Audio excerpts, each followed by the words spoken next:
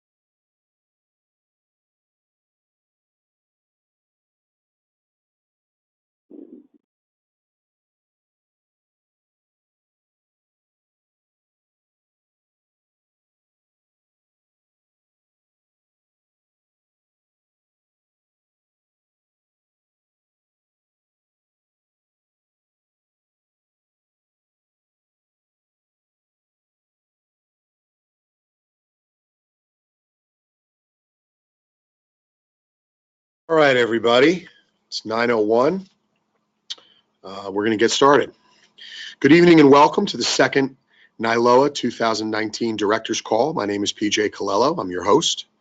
On behalf of NILOA, I would like to thank U.S. Lacrosse for their continued support and sponsorship, and most specifically to Gordon Corsetti for all of his work on the film, and Charlie Obermeyer for his PowerPoint expertise and for running this on the GoToWebinar side. This evening, there will be some planned question breaks. So know that I am receiving your questions and we will answer them in bulk during those breaks. I am speaking to you from Del Barton School in Morristown, New Jersey. Del Barton is a school run by the Order of St. Benedict, a monastic order founded 1490 years ago. The motto of the Order of St. Benedict is Ora et Labora, which means pray and work. I know many in our group have been praying for help to get it right and to do it better thus far. And in order to do that, we need to get to work. So without further ado, let's get to work. Here's Tom Abbott, the NCAA National Coordinator of Officials, and Tom Sutton, the NILOA Director of Officials Development. Good evening, all. We'll probably be, we were exactly an hour last week, or 3 weeks ago, I guess it was now, February 7th. We do appreciate all the participation we had in the calls, and people were able to watch it after. So we're going to continue the same format. Quick run through the agenda. We got an introduction slide that Tommy Abbott is going to go over, and then we're going to talk a little bit about pregame. There's been some issues with the pregame. I just want to get everybody on the same page. We're going to go over the 5 most frequently missed test questions. So when we go out on the field, we will apply it right, even though you guys may have got it wrong. We're going to talk about body checks tonight in length. And then my favorite subject, the dive. We talked about it last director's call. We've got some hopefully some tips and stuff to help you help officiate that play better. And then lastly, Tommy's going to talk briefly about the substitution area, the new substitution area. So I'll go ahead and turn it over to Tommy, and he'll run you through this first slide. Thanks, Tommy. Welcome, everybody, and thanks for listening in again. Essentially, what we want to try to do here is make sure that we can give you guys some tips on what we need to do in the next few weeks to make sure that we do a better job. At this point, we've had non-league games. For the most part, Divisions 2 and 3 are just starting out. Division 1 is still into their non-conference schedule. Some pretty tough games have already been played. And a lot of issues have popped up on a few of these things, which is why we're covering some of them again tonight. So the question is, how are we doing? We need to be honest with ourselves. And the bottom line here, I think, is we do need to get better. We need to do the best job we possibly can, be professional about it. Need to do a little self-reflection. How often have you been into the rule book? It makes a difficult job even more difficult if you're not in the rule book at least as often as you can be. How much time are you actually putting in? Is it enough? And how mentally prepared we are for each game. Those are things that we really need to do in this rules change here, because we've got some issues that we need to make sure that we get on the same path with. And that's what this whole webinar is about tonight. All right. Before we continue on, there are some clarifications that we do need to make. I've received a few questions, and the first one we need to talk about is the memo versus the rule book. Arbiter did put out a memo January 16th, I think it was, Tommy. Is that pretty close? Yeah, pretty close to that. Yeah, I believe that was the date. Yep. There was a section that pertained to Rule 4-15, and it should be a C instead of that symbol we got there. That shouldn't have been included, or wasn't written 100% the way it was intended to be written. The sentence that pertains to what we're talking about is the one that what you're supposed to do, it instructs you on what to do with a shot clock on an injury. We're treating injuries the same as a team timeout, just as we did last year. So that sentence shouldn't have been part of that memo, or shouldn't have been worded that way. So I know we've caused some confusion.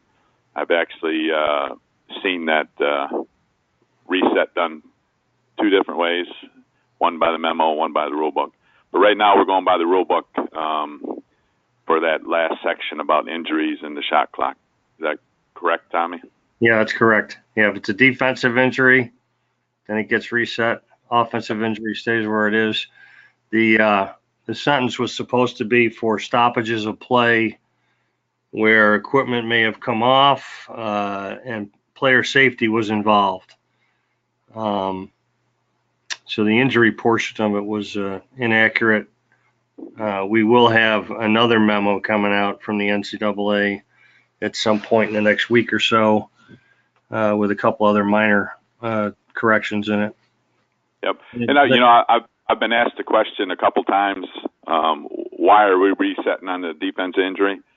The fear of that is a team or a player happened to fake an injury late in the shot clock, which would eliminate a scoring opportunity possibly. So the faking of the injury is why we reset it on defensive injury for people that asked. It's a good question to ask, but that's the philosophy behind it.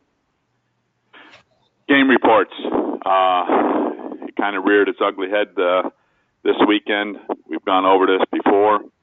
I just want to go over it again. We need to be prompt with game reports. All right, it's the referee's obligation to fill a game report out. Really important, if you checked an unusual circumstance box, that report's got to be filed in 24 hours.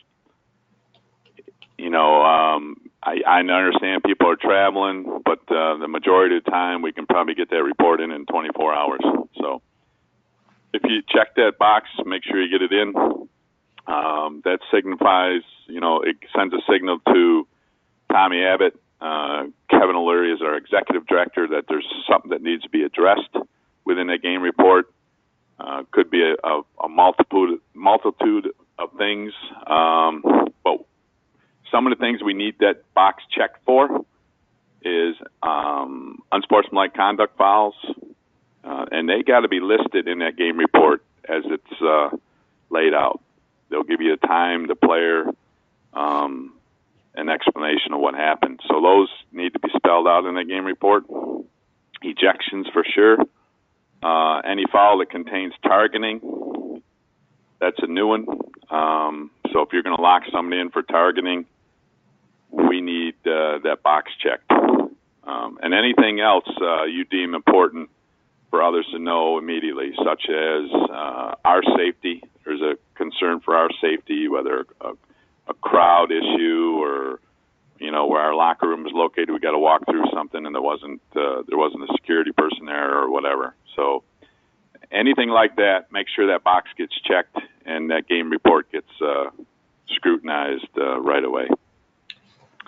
Yeah, Tommy, on a positive note, you guys have done a great job so far with reporting issues with shot clocks and things of that nature. Continue to do that. I think Division I folks are starting to figure most of it out, but with 2s and 3s starting up, we're going to have some other issues. So continue to let your the signers and folks know that there's shot clock issues, and make sure the RAs are involved too when we get to that point. All right. So signals, I guess, it's been brought to our attention. We have maybe caused some confusion from the last call. Maybe it wasn't explained well or not explained at all very well. But a couple things, and it just pertains to gaining the offensive half and the over and back. So our signal, when the team gains the offensive end, with a time of 61 to 80 on the shot clock, we're going to raise our arm and shoulder height and point the direction of play. Pretty simple. You're just pointing right down the sideline. I think everybody understood that, but possibly it didn't get to where it should have been in all levels. So that's the signal for the team gaining the offensive end. That lets your partner know who's watching the shot clock, that they're in the offensive end, so the failure advance isn't going to apply anymore. The other thing for communication with the partner for potential over and back, remember the over and back is at 60 or less. So if you're going to give them the potential over and back signal, just make sure the shot clock is at 60 or less, or don't do it. You can also use the safe sign. If it's tipped, you can use the tip sign. You got to communicate with your partner on that over and back, because he's got a lot to look at, and trying to look at the shot clock and everything else just adds another dimension to it. So make sure you're communicating with your partners on that play. Hopefully that cleared that up. I apologize if it wasn't clear last call. Pre-game. We need to understand the referee establishes time and the meeting location, and this is not negotiable. If the referee tells you to be at a certain time or a certain location, you need to be there. All right, it's not calling them on the phone or texting them and say, hey, I'm on my way. I got to stop here, stop there. No. Let's be professional. Let's get to the game on time when the referee decides what time and location to be. Proper attire. Let's talk about proper attire a little bit. If you don't know what it is, look on our website. It's under uniform requirements. It also gives you the dress for the day. And by all means, it's up to the referee's discretion on how he wants his crew dressed. If you don't hear from the referee for some unusual reason, or you don't make contact with the referee about dress, then it reverts back to business casual. But the referee can stipulate coat and tie. He can stipulate tie. He can do anything he wants. But if it's not discussed, then business casual is appropriate. Make sure you're in a uniform. We talked about it last call. Again, review it online. I'm not going to go over it. Everybody should know what the uniform is.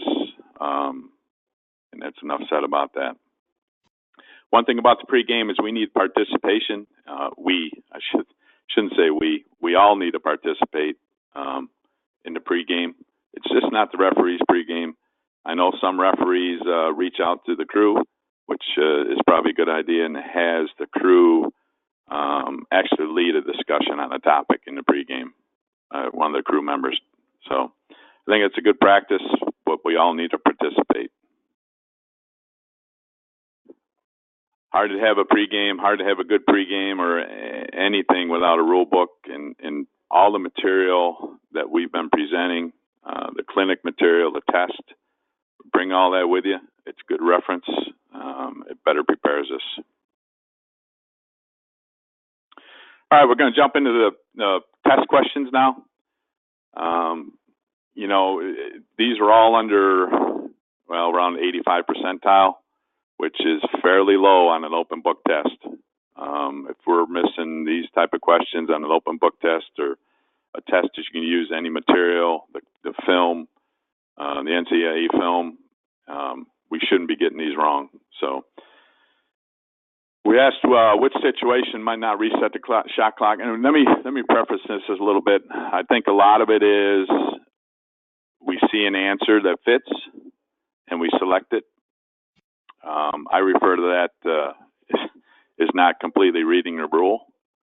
So if to apply a rule, you need to read the whole rule. It's kind of the same way with this. You need to get all the factors of that rule in the test question. So some of it was that, but some of it we just missed.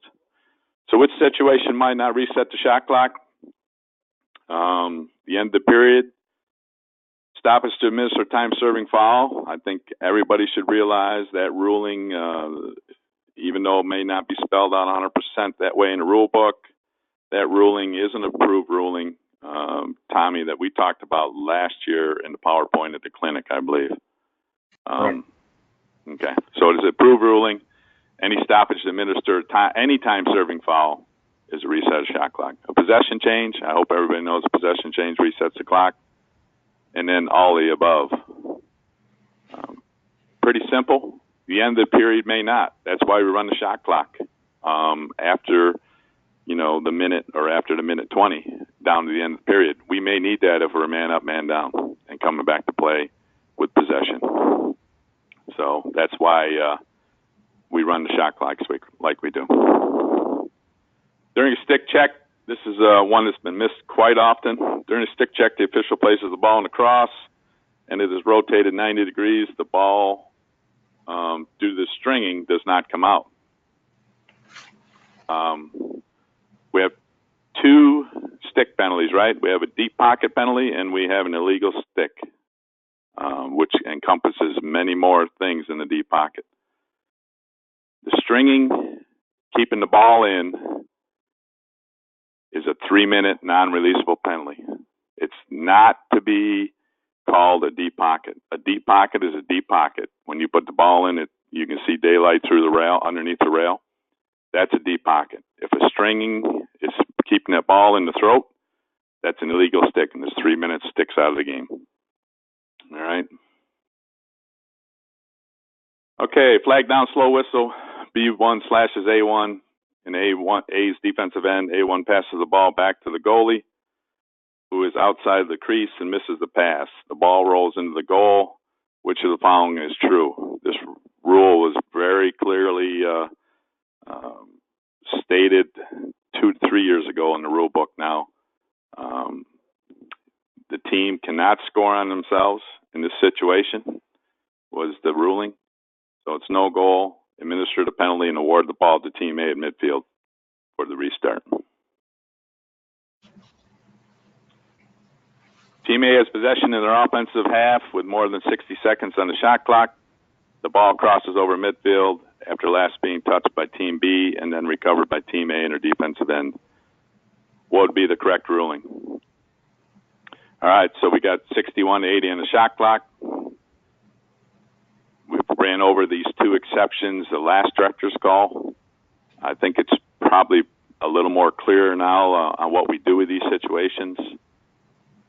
And the correct answer is C. The shot clock continues. Team A must advance, clear the ball beyond the midline prior to the shot clock reaching 60. If they do not clear it across the offensive or the midline, the foul should be failure to advance. All right, it's not over and back because they weren't over with 60 or less. Right, they're still in the back, so it's failure to advance. Last one, I think it is the proper signal to notify your fellow officials that a team has entered the offensive end of the field. That's why I thought it was pretty clear, but again, the conference call from 3 weeks ago may have made this unclear. Raise the arm to shoulder height and point down sideline in direction of play.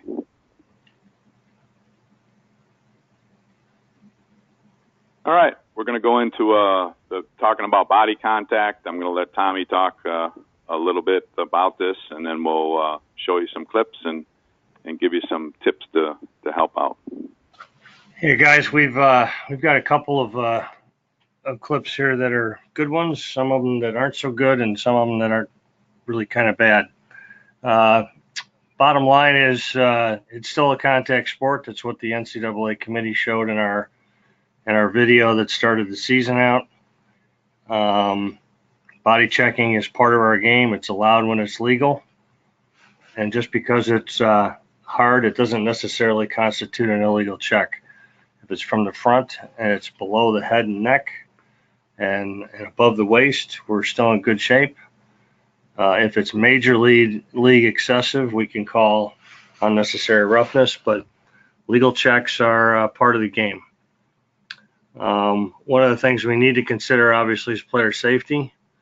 And you'll see in some of these, couple of these videos that's really what we're concerned about the most. And it's what we've been hearing on from the coaches in the last couple of weeks. So things that we need to consider when we're dealing with this, rules 5-3 and 5-3 and 5-6. Basically, it's targeting. You guys need to make sure you read these, get in there, and make sure you know which is which. Some of us struggle with a couple of them, but the bottom line is these are rules in the book that need to be read and reread. There's talk that some guys have had defenseless player issues. It's a high school rule. I know that we've got high school starting up pretty quick here. In the next week or so, they start practices up here. So it's difficult because our rule book is not the same as it used to be. But remember when you're at a college game that you're doing a college game, and the rules are different, and we need to make sure that defenseless player is not part of the issue. Tommy, we'll go right into the videos now, I guess. Okay, I think I got one slide I'll take from there. Yep. Okay. Yep. So, we said we were going to try to give you some tips as we went along here. So how can we better referee? How can we get better making these calls? A lot of things happen within the game, before the game, etc. You guys need to know the temper, the temperature of the game, the temper of the players, the coaches. You can tell if they're after each other. Your attention level should be raised. So you got to understand how that game is unfolding and what's happened early in the game to possibly, avoid any issues later in the game. I always ask my crew at, breaks, quarters, if there's anybody in particular we need to keep 3 eyes on, any player in particular, better known as a shit disturber in hockey and indoor lacrosse. That's the kind of people, we need to make sure we identify and spend some extra time watching those players.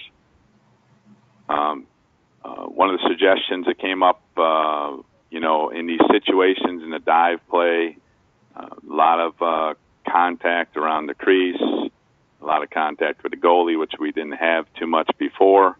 A lot of players have a indoor lacrosse mentality, a hockey mentality, touch the goalie. Stuff's going to happen. If we can somebody go get the score, all right? Somebody go toward the score and keep an eye on all that stuff. It's going to help us. So somebody needs to pick up that score and follow him for a while. Don't take your eyes off him until things settle down. One of the biggest things I think we really all need to concentrate on and do a better job of, for sure, is what I call refereeing the downtime. And everybody's saying, what is that, right? Downtime is any time when you feel you might, you might be able to relax. Some of them situations after a goal, right? We blow the whistle and we kind of, we know we got to go get the ball. The other guys are just walking in. Make sure we're high alert after goals. Timeouts, same way. We got to watch the crossover of the players. We've got to, again, referee that situation. End of the quarters, the same way. Crossover, make sure they're in their benches. Don't just worry about going to get a stick, going to get a drink of water. Let's make sure we referee the play until the players are at the benches. And then you still may have to referee that play.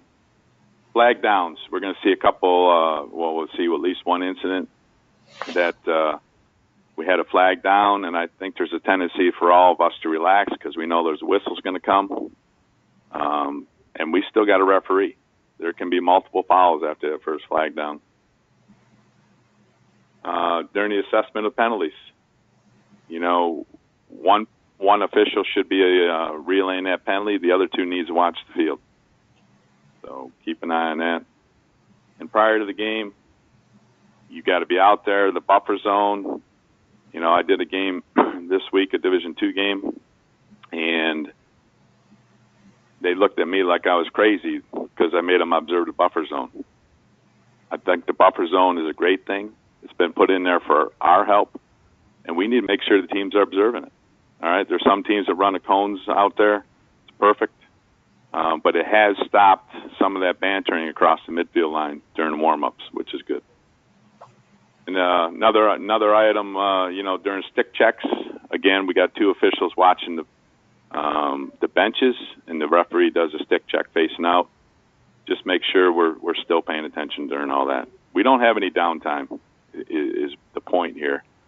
All right. Our game goes for 60 minutes of running time and probably another 45 to 60 minutes of referee time. All right. So we're refereeing for 2 full hours, not just the 60 minutes of the game. All right. Tommy, you covered a lot of it there. And the kicker is, fellas, that, that dead ball time is probably just as important, if not more important than what we do during the game. There are times in some games where they just run up and down and they don't do a lot, but the action now with the dive play and a few other things that have come in is going to be at that time when we would normally have a chance to relax. I know when I was refereeing, there were a lot of times when I felt there was nothing going on, and that would catch me off guard. We need to make sure that we follow the shooter. Make sure you're staying with the shooter in some of this stuff. You'll see one of these clips coming up. Stay with the shooter. Don't follow the ball. Make sure that we're looking at the areas that we're supposed to be covering, and make sure that you're visually in touch with your partners. And that's really key. This downtime, dead time stuff is when all the real stuff happens. When teams are going to their bench and we're relaxed, that's when stuff happens. And we need to be aware that that's going to be something we need to make sure we can adjudicate properly and eliminate some of the stuff that you're going to see in the next few clips here. So this first one is a body contact one, and we're going to run through it here. and again, it might be choppy. We're saying that this is a good legal hit. You saw some in the NCAA video at the beginning of the year. There were pretty good clean checks, and some folks were upset with the fact that we had good clean body checks. This guy hits him, player in white hits the player in red in the chest. And some may argue that he finishes a little bit with his arms. Anytime there's a collision, your arms are going to come forward, but that's a pretty good clean check. And the ball pops loose and the player went down. So we're saying this is a good clean check. And this is the type of thing that happens in our game. If it's high, then it's certainly excessive and it needs to be called.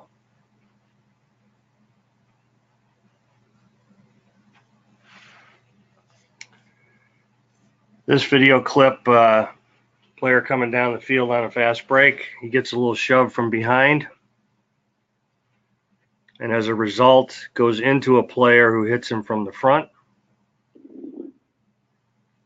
One of the things you got to watch out for this scenario is when the player reaches out with his left hand to push, he's trying to wrap with his right hand.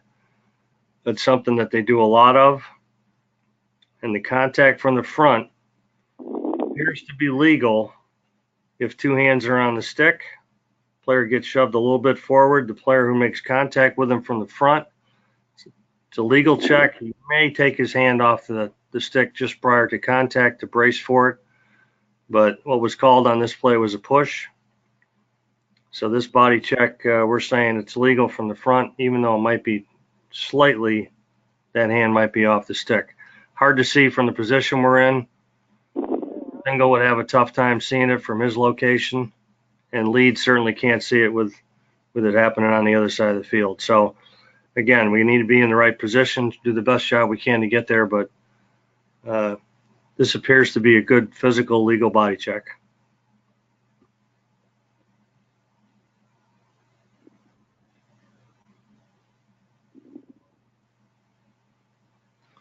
This next one, we've got a cross check that is called. The official throws a flag. Play goes around the cage. Slow whistle's in effect at this point. And when the ball swings back out front, the same two players are involved. And he gets them again pretty good, and we missed this one. We don't have a flag on this, I don't believe. This is one of those situations where you got to know if there are issues between these two particular players. Maybe they got something else going on earlier in the game. These two guys seem to maybe know each other, or maybe they've got something going on between the two of them, but he gets them again pretty good, and we miss it. And I'm not sure if we just weren't looking at it or if we didn't stay with the shooter. But in this case, we got to make sure we're staying with the shooter. Can't have all eyes watching the ball going to the cage. And in some cases, because this is it appears to be a far side away from the single, who was closer to us on the video, the trail is going to have to make sure he gets that play. Play's been down there long enough. Trail's going to be involved. He needs to get that call. Yeah, I agree, Tommy. And the players are separated or by themselves, should have a clean view of that second cross check for sure. Yeah, for sure. Hard to see by single going through that whole group of guys in the crease area, but Trail needs to get it because Lead has got to follow the shot.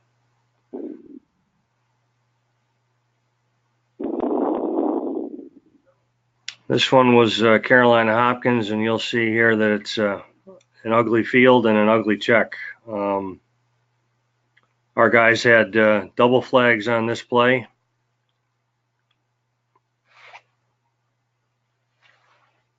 You can see he comes up with a flipper. We do not have video replay in our game at this point. There's some discussion that it may come down the pike here pretty quick. Probably not this season yet, but maybe potentially change some of the things that we are able to review in postseason. It's under discussion at the moment. And I think we would all agree that if this were a football game and we had video review, that this would easily be a targeting call and probably ejection. It comes up pretty high, and he gets him fully in the face mask, head and neck area. So it's good that we had flags on it. It's at least a 2-minute foul. And depending on where you are, and this was, again, a really, really difficult game to do. I watched part of this game on TV and on my iPad, and it was sloppy, very hard to move, and you can see by the amount of mud that comes up on the stick when he tries to scoop that ground ball. It was a tough day. But this is at least 2 minutes and potentially 3. If we get a good angle and see it, it should be 3. And I have no problem with an ejection in this. If we start calling it, we have the tools to do it. If we have a hit like this, we need to protect the players. And the last one here is one that's been talked about and bandied around for a lot. It's hard to see, to really focus on it at the end. Player in white who gets beat on the play, clearly beat, frustrated, comes down, play's been stopped, signal of a goal. We have a cross check that is to the head and neck area after play has been suspended. We did get a foul on this one called, but it wasn't nearly severe enough. We took it up the ladder earlier today, and that remedy has been taken care of at this point. We've gone higher based on what the conferences have decided, and this is the stuff that we cannot miss. And there's no doubt that this is something that doesn't belong in the sport of lacrosse.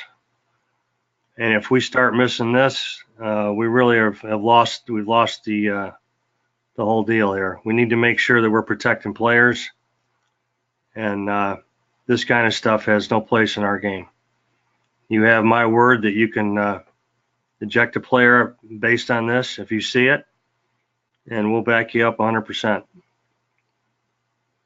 So what I'd really like to see going forward here is to really protect players' safety with some hits. We've had some pretty vicious ones, particularly last weekend, and we need to step up our game, get in the best position we can see. And again, this is one that probably Trail may have had a chance to deal with. Singles sort of blocked out, but he is walking in. Lead's got to watch the play at the cage, and it happens to his left. And I believe that this is actually the official who makes the call. So we got to have some help, Trail. Tommy, you got anything else to add? No, I mean, that's part of the downtime we talked about, right? I mean, if you look at the single side, I'm not saying one way or another, but it appears that, kind of got a nonchalant stroll going in there. Didn't think anything was going to happen. And that's just the time it's going to happen. So make sure we're on high alert all the way through all the situations till the field is calmed down.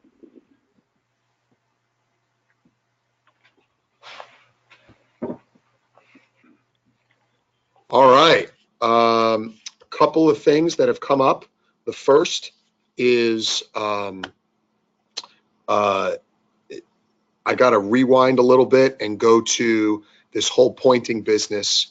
I'm going to try and make this as clear as possible because there were a lot of questions that came in. All Suddy is talking about is when the ball crosses the midfield line, someone is pointing to acknowledge that the ball has crossed the midfield line. The guy at C, and Suddy, correct me if I'm wrong, the guy at C is pointing to let his partners know who are not on the midfield line that the ball has crossed. It's just a communication tool. That's all we're talking about. Suddy, is that the meat and potatoes of the aforementioned point? That is correct. I mean, the trail is concentrating on the shot clock. The lead may be concentrating on the shot clock, may not know where the ball is. If the clock is at 61, he wants to look up, and if that guy's giving him a point, then we're all good, right? Right. So that's the only intention is communication between the referees to understand that. Yes. Yeah, PJ, I'll add just a real quick comment here. I think we've got a lot on our plate this year with looking at shot clocks and doing all kinds of other things that we're not used to. I think we're going to get better at it. I have faith that our guys are going to get better at it as we come down the road here. But I think this is basically what I've talked about for years. This is visually helping your partners. When you're looking at the play, if you're looking at the shot clock, if you're looking at your partners in equal portions during a game, you're doing what you need to do, and this is helping your partner out if you do this. Visually give him something he knows what the deal is. Okay, so to just follow up on that, because that just instituted a bunch more questions, including from a couple of our assigners, and I appreciate them chiming in. We are not, is the recommendation to point every time it goes over the midline? So if it crosses at 72, do you want to point, or is this only when we're nearing the key time? And that's a question from an assigner, and I think we probably need to answer it, so that the object here is to point when the ball goes over, period. Point, goes over at 72, you point. Goes over at 62, you point. Correct? PJ, I'll answer that one. I think that it's important, but I think it's definitely more important when you get close to that number. It's something we need to do and get in the habit of, which is really, I think, what Tommy was trying to say, get in the habit of doing this. But it's definitely important when we get down to under 65 and we now have a play that's in front of us or in front of our partner. We need to have that arm out there so they know. Yep. Very good. Thank you very much for that. There are questions, many questions about what was called in the two examples that you show. I think that for those members who have asked those questions, that's not really that important. Our people running the call are telling you what should be called. So we don't have to dissect what was called. We need to focus more on what should be called. That's correct, PJ. Yep. Very good. Then we are done with this portion and we can move forward. All right. Onward. Tommy, you want to talk about the dive in general, then I'll go into some of these tips that we put together here. I can do that. I think the kicker here, guys, is we put this slide together based on what we've already talked about for most of the year.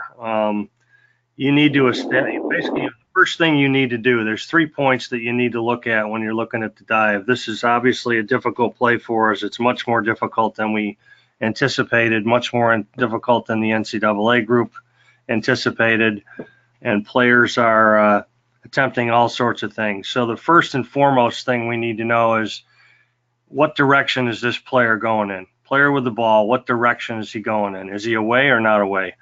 Once you do that and establish that, you can base the rest of your judgment after you determine this one first. So the tips that we're looking at for down below, how can you tell which direction he's going in? First of all, you need to be in the right spot to look at it. That's down at the bottom, but I can tell you right now, that's the first thing in my mind. You need to be in the right place. You need to anticipate what's going to happen, and sometimes it happens fast, really fast. You can look at the shoulders of the attacker. You can look at the field markings or use the goal line to determine what direction the player may be going in. Understand what that goal mouth definition is. We had a conversation before we got online about ice cream cones and a few other things, but make sure you know what the definition of the goal mouth is. And was there a part of this play where there was a change in direction that could have been influenced by a defender or could have been influenced by an offensive player making a different move? Those are the things you need to do. The first and foremost is to determine the direction. Is it away or not away? That's the first thing. Once you get that, you can move to the next. Right, because there's a couple other things that we talked about the last director's call, and this right here, these 3 questions, and I talk about a lot of that in my pregame. The 3 questions we need to answer, and those 3 questions are the questions we need to answer when we're communicating with our partner. We're still seeing film clips. You'll see a couple here that were too much of in a hurry, too anxious to either make a call one way or another. Remember, we said blow the play dead, communicate with your partner. And when you're communicating with your partner, all three of these things should be considered. As you go through the clips we're going to show, you try to answer them questions as you see the clips. Not everybody's going to answer them the same. We know that. So, like on the screen, the first thing Tommy's went over it well, away or not away, direction of the attacking player. The second thing, I'll jump in here, Tommy, take the second thing. The second thing we need to determine, is there any contact? And contact can come in two forms. The attacker with the goalie, but basically what we're seeing a lot of contact from the defensive player on the attacker. And we talked about not being able to take liberties. In these cases, we just need to make sure, determine what contact was made and by whom. All right. We need to know location of contact. Location of contact can come and play a lot. We talked about the goalie going outside his goal mouth, so we need to know where that location of the contact happened. And again, as Tommy said, the most important thing there, be there, right? Get in the correct position. Get to the right spot, fellas. Get to the right spot. And I'm telling you, this play is very, very difficult to referee. Sometimes I'll say it's unrefereeable, but I think it's really unrefereeable if we're all by ourselves. So that single side guy needs to hustle as much as the lead to get to that end of the field to help in these situations. All right, you can anticipate when a dive is going to happen. See if you can get yourself in a better position, a little closer, a little better angle. You got to anticipate that dive coming too. You're going to be moving in closer. So make sure we're where we need to be. And the third thing we got to try to figure out in that split second is where the ball was when contact was made. It's pretty important, right? Pretty important because if you looked at the box scores over the weekend, how many one-goal games we had? We had a pile of them, right? A pile of one-goal games. We've allowed goals. We disallowed goals. But we need to know where that ball is when contact is made. All right? Don't settle for, okay, there was contact, okay, we're going to wipe the goal out. That may not necessarily be true. So you got to know where the ball is. So when we go about it, clips, don't guys, be anxious to make that call. Go ahead, Tommy. When we go through these clips, you're going to see some things that maybe you wouldn't see if you were watching them in live action real quick. And I think obviously we put on the bottom there, it's imperative you get to the right position. We put it on every slide because that's really key. But the bottom line is if you can possibly have all three guys there, do it. It's not easy, but if you can get all three guys there, it really helps. Trail can actually help on this play. Direction first, any kind of contact, whether it's legal or illegal or by whom, and then where the ball is. Those are the three things you need to look at. All right. Go ahead, Tommy. It's all yours. We've got a video here where player behind the cage, it's a hung up situation partially, and he clearly dives, but it's away. The officials do a really good job here. They don't rush. They look at each other. If you can see what they're doing when they come in, these guys do a really good job. The player with the ball dives away. He's diving away, and he makes a great shot, and the two referees take their time before they signal goal. Make sure there was no contact. This was really well done by these fellas, well done by the attacker, not going in a direction he's not supposed to. And he got that guy hung up and took a chance and scored. So this one is a good goal. And again, we apologize. It's not full screen for you guys. It's a little smaller, but that's a good one. This is an MLL game where we've got the same type of play. This is another hung up situation. The player's diving in a direction. It's closer than the other one probably was, but there's certainly no contact with the ground or with any player, and he's not diving at the ice cream cone. So we believe that one is also the same deal. He's diving away, and he tucks it in before he hits the ground. So those two are pretty similar. And again, direction is the key. Both of those, they're diving away. In this one, we've got a situation where a player makes a dodge from behind. Now watch, the officials are both, in this case, they're already signaling immediately. I think we have to change what we used to do over the years, and we have to slow down before we start making moves or making calls before we get in there. I'd rather see us go in and talk about this before we get it squared away.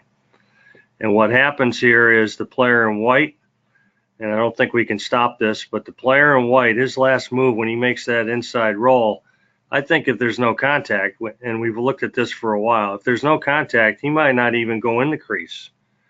But he is illegally shoved from behind by the defender who he just beat on that move. And the only issue after this becomes, is the ball in? We think it is. And if you look at the top of the screen, you can see we're looking at AR 79B. And all of these are on page 46, by the way. We tried to hit each one of these as we went through.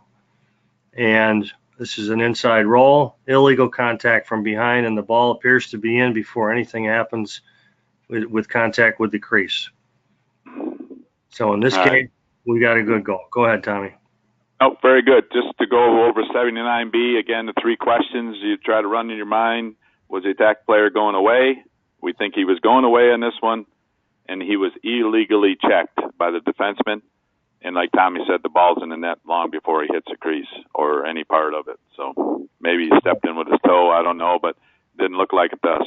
Didn't look like it to us, and we felt that had this been no contact at all, this player would have gone upfield and not even been close to that area. And again, we've got guys in pretty good position right there. You may want to, as a single or lead, get behind that player to get a better angle on it too. That's another thing that was brought up during some discussions. If you can get behind the player and follow him in at a different angle, be able to see what he's looking at, that also helps. So getting back to what we used to do and what we have to do now, I think we have to take our time. We have to be a little more patient with what we do with our signals and our calls. And we have to get the two of us together who are lead and single and determine exactly what you got before you start signaling. Yeah, and I think, Tommy, we talked a little bit about as we talked about this dive for, hours on end with each other. I think the trail can also add some help in these situations by doing two things. He may have a better angle at times, so as a trail, if you do have something to add, it might not be bad to go down and help your partners. And the other thing is with these dive plays, we've already talked about it, the chaos, the players pushing, shoving, that trail's got to help in that play. All right, he's got to be down there trying to help settle the chaos down. So don't just sit back as a trail on these dive plays. Come down and help. And again, a lot of this stuff is going to happen at the end of shot clocks too. Dive plays are going to happen at the end of shot clocks. So if we're in a settled situation, trail can be there. This one that we're looking at right here, when you first look at it, it looks like he clearly jumps right into the goalie. And that's not the case. There's another angle here that comes down later in this video. There's another point that I want to point out here.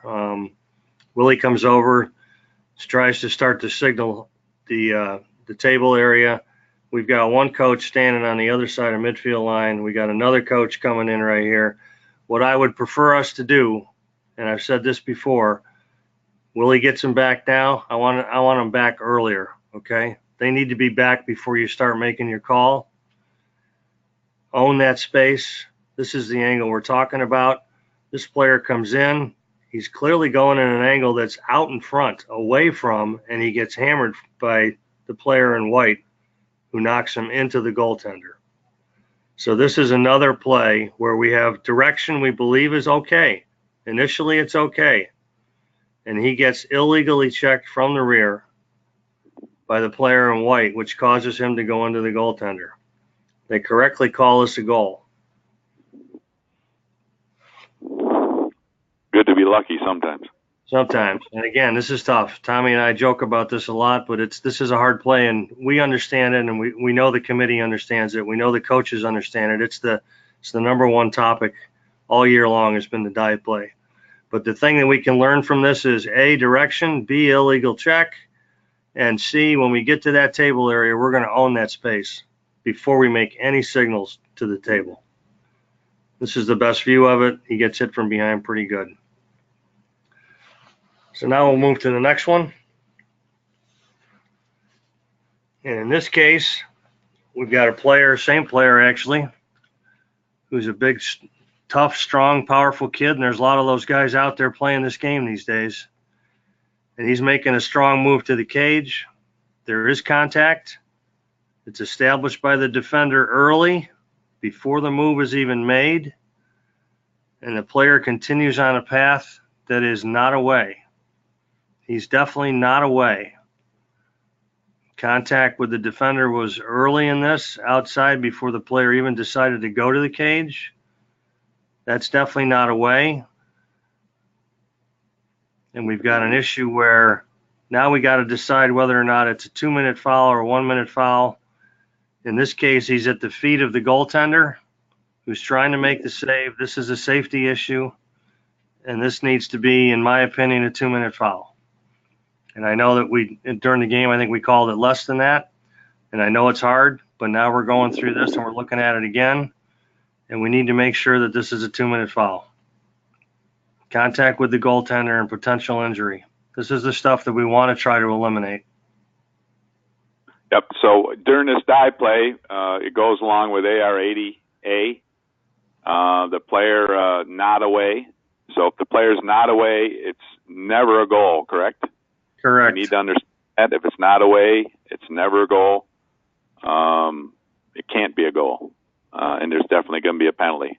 We did have a 1-minute penalty on this, but as you look at this clip, the 1-minute penalty, we thought the kid dove, hit the ground, and ended up rolling into him. But as you watch the replay, he actually makes contact with his left foot during the dive. So, in sake of player safety, like Tommy said, let's make sure we get multiple minutes on this type of foul, especially if it's below the waist of a goaltender, because that's a vulnerable position for the goalie that's trying to make the save. Yep, err on the side of safety. This needs to be a 2-minute foul.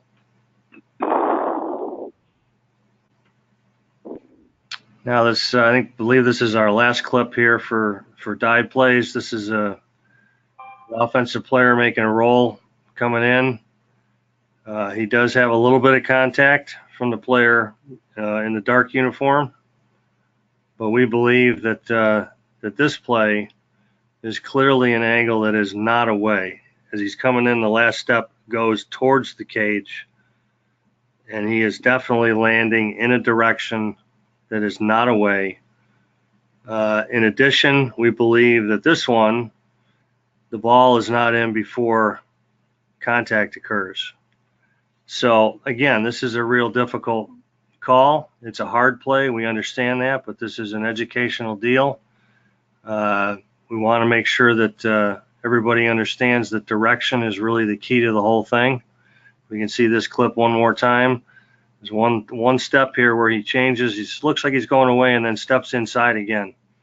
And he's trying to avoid that check, which was semi-legal. It wasn't really a big blow and you can see everybody's getting hurt here. This is a direction that's not acceptable, and it needs to be called that way. And again, so AR80B. As Tommy went through there, we answered all three of the questions. I think if we try to mentally process those three questions with our partners, it'll help us in this play. All right. Again, what we said was, if it's not away, it's not a goal, right? If it's not away, it's not a goal. Can't be.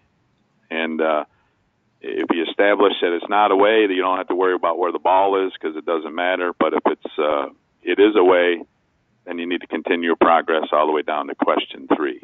So. And one of the things that we did not say that we should say here, we have talked to several of the officials on these clips. The this is definitely not to embarrass anyone. This is to help us all get better at calling a very difficult play. Some of the officials on these games are guys who've been our best officials for a number of years, and we're still learning like everybody else is. So keep working at it and do what you got to do, but understand these rules. Read that page and look at direction first, contact second, and then find the ball third. And that's the way we believe that we'll be able to get better at this. And we need to absolutely make sure that if a player is not going in the proper direction, that we give him the penalty that he deserves, and it will deter him from going in that space. And that includes guys that are contacting and ramming him from behind. It's a tough play, and it's something that I'm sure the committee's looking at to maybe try and figure out how to make it easier for us, but it's not going to change until next year. So we need to do the best job we possibly can to get it right now. Yep. I don't know, Tom, if we talked about what should have been, in our opinion, called here. We'd have a foul on each team, correct? Correct. Yep.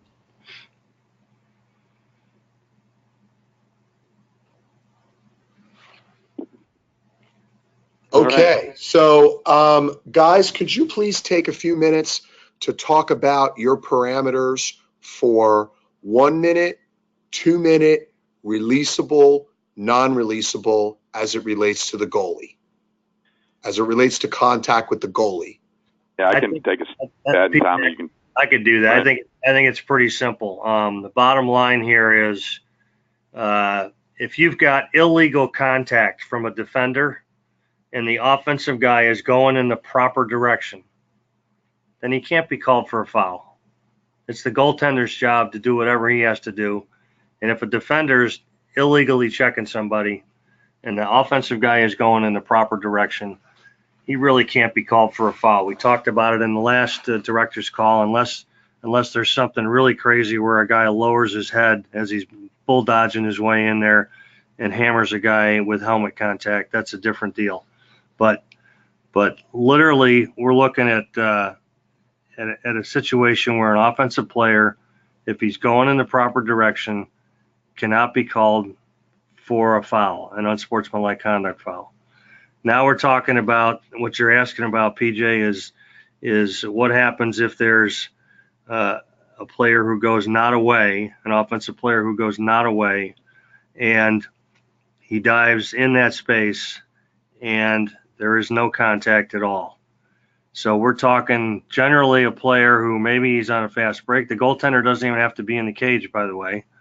If the player goes in a direction that is not away and there is no contact with the goaltender, it could be a 1 minute non-release, or it could be a 1 minute releasable foul. And that one probably is going to be less likely to be called. That's just an opinion of my own. I think we're having a lot more that I've seen over the last 2 weeks that are contact involved in some way with a defender. And if the contact takes you into that one call where Nanakoke went to the cage, there was established defensive contact prior to when he left his feet that was legal, and he went on his own and landed at the goaltender's feet and could have broken his leg or his left knee or whatever. Those are 2 minute fouls. Those are absolutely 2 minute fouls, and they need to be discouraged. Players need to be discouraged from going in that direction. Okay, so Tommy, you just answered. So you just answered. Oh, go ahead, Todd. Go ahead, Sonny. I'm sorry.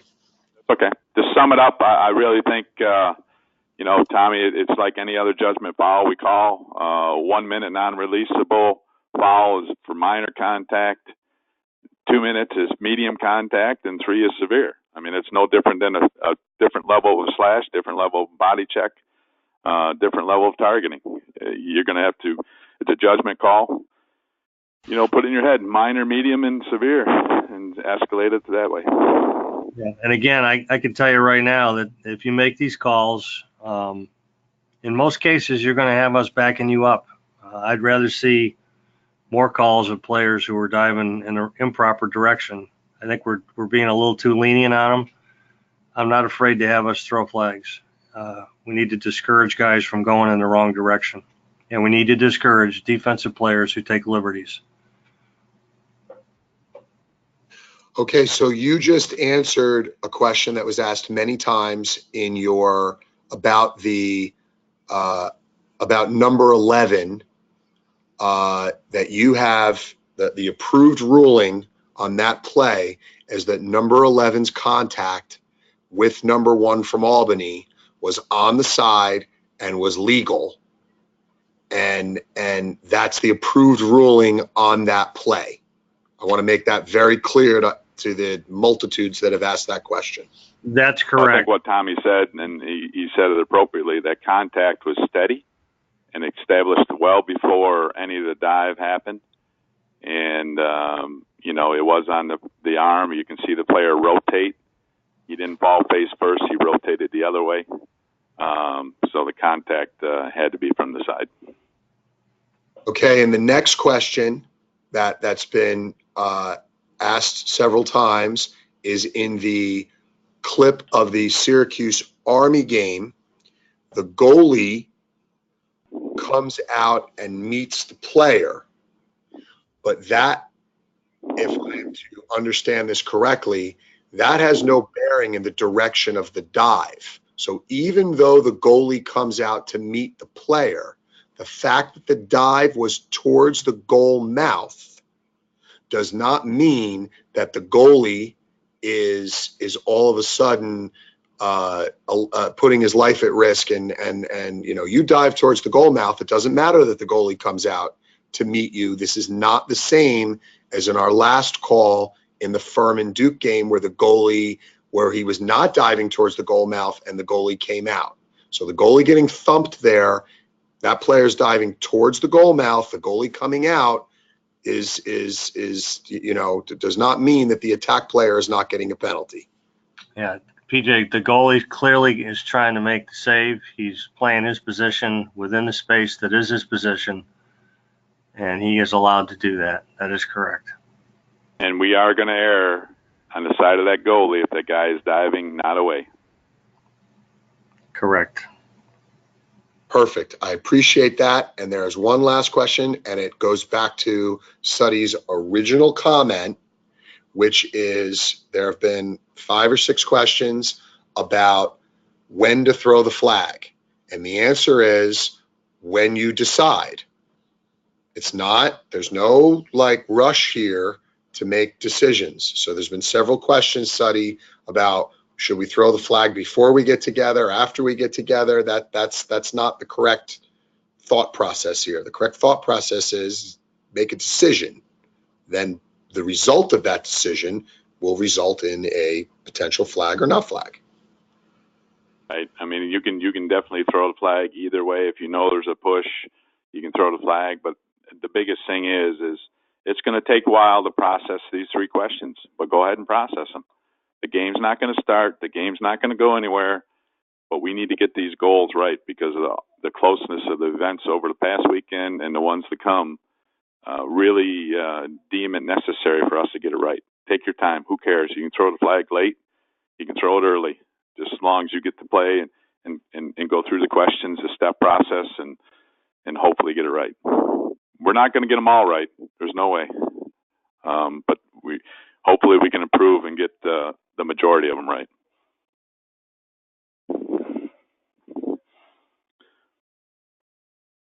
All right. I think that we are, I think we can move on to the next topic. Thank you. Essentially here, we're just going to talk real briefly for only a minute or 2 on the substitution box. I mean, this is a diagram essentially set up that shows what the idea of this whole area is. Coaches are labeled in C. Players are labeled with M's. And the idea here is coaches can come to the cones wherever they want to stand. We certainly don't want to have them inside the cones to the midfield area. We just talked about that a minute ago.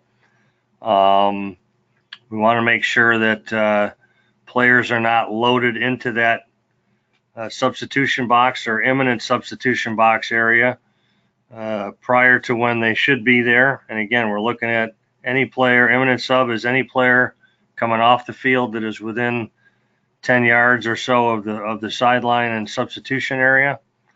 They can start to load that space up and go where they need to go. Again, remember, it's the elevator rule. The door opens on an elevator.